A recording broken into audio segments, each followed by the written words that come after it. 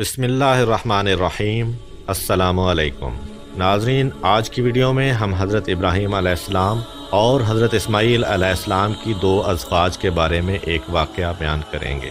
تفسیر مجمع البیان میں ابن عباس سے مروی ہے کہ جب حضرت ابراہیم علیہ السلام حضرت اسماعیل علیہ السلام اور حضرت ہاجرہ کو مکہ میں چھوڑ کر واپس چلے گئے تو ان کے پاس جرہم نامی ایک قبیلہ بھی آ کر آباد ہو گیا۔ ایک مدت گزر گئی اور حضرت اسماعیل علیہ السلام نے اسی قبیلہ کی ایک عورت سے شادی کر لی۔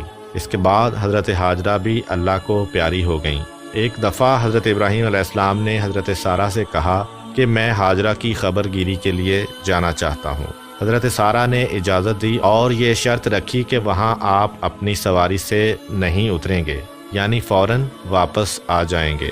بس آپ جب مکہ میں داخل ہوئے تو حضرت ہاجرہ کا انتقال ہو چکا تھا۔ حضرت اسماعیل علیہ السلام کے گھر پہنچے اور ان کی بیوی سے ان کا حال پوچھا۔ اس نے کہا وہ بال بچوں کی خوراک کے لیے شکار کو گئے ہوئے ہیں۔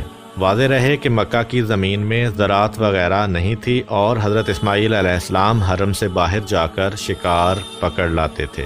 پس حضرت ابراہیم علیہ السلام نے حضرت اسماعیل علیہ السلام کی بیوی یعنی اپنی بہو سے کھانا طلب کیا تو اس نے کہا کہ نہ میرے پاس کھانا ہے اور نہ کوئی دوسرا آدمی ہے کہ یہ انتظام کر سکے۔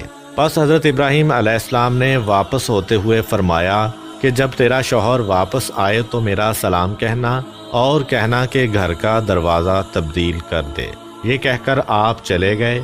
جب حضرت اسماعیل علیہ السلام واپس آئے تو انہوں نے اپنے باپ کی خوشبو معلوم کر کے زوجہ سے دریافت کیا تو اس نے حقارت آمیز لہجہ میں کہا کہ ہاں فلاں فلاں صفت کا ایک بوڑھا آدمی یہاں آیا تھا۔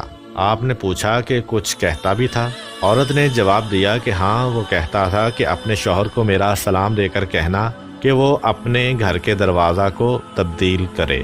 بس حضرت اسماعیل علیہ السلام نے فوراً اس کو طلاق دے کر دوسری شادی کر لی۔ کچھ عرصہ کے بعد حضرت ابراہیم علیہ السلام نے اپنی زوجہ سارہ سے اسماعیل علیہ السلام کو ملنے کی خواہش ظاہر کی تو انہوں نے اجازت دی اور پھر وہی شرط لگائی کہ سواری سے آپ نیچے نہیں اتریں گے اور فوراً واپس آ جائیں گے۔ بس جب حضرت ابراہیم علیہ السلام حضرت اسماعیل علیہ السلام کے گھر پہنچے تو اس موجودہ بیوی سے اس کے شوہر کا حال پوچھا۔ اس نے جواب دیا کہ وہ شکار کو گئے ہیں اور جلد ہی واپس آ جائیں گے انشاءاللہ۔ خدا آپ پر رحم فرمائے، تشریف رکھیے۔ آپ نے کھانا طلب فرمایا تو فوراً دودھ اور گوشت سے ان کی ضیافت کی۔ آپ نے برکت کی دعا فرمائی۔ اس نیک بخت عورت نے آپ سے اترنے کی خواہش کی تاکہ ان کے سر سے سفر کا گرد و غبار دھو ڈالے، لیکن آپ نہ اترے۔ وہ فوراً ایک پتھر اٹھا لائی اور آپ کے دائیں طرف رکھ دیا۔ آپ نے اس پر اپنا قدم رکھا جس کا پتھر پر نشان باقی ہے، تو اس نے آپ کے سر کے دائیں حصہ کو غسل دیا، پھر پتھر بائیں طرف لا کر رکھ دیا۔ آپ نے اس پر بایاں قدم رکھا جس کا نشان موجود ہے۔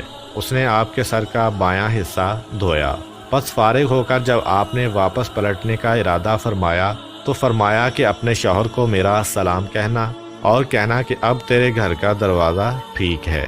جب حضرت اسماعیل علیہ السلام واپس آئے اور باپ کی خوشبو سونگھی تو اپنی بیوی سے دریافت فرمایا تو اس نے جواب دیا کہ ہاں نہایت خوبصورت اور پاکیزہ خوشبو رکھنے والے ایک بزرگ تشریف لائے تھے۔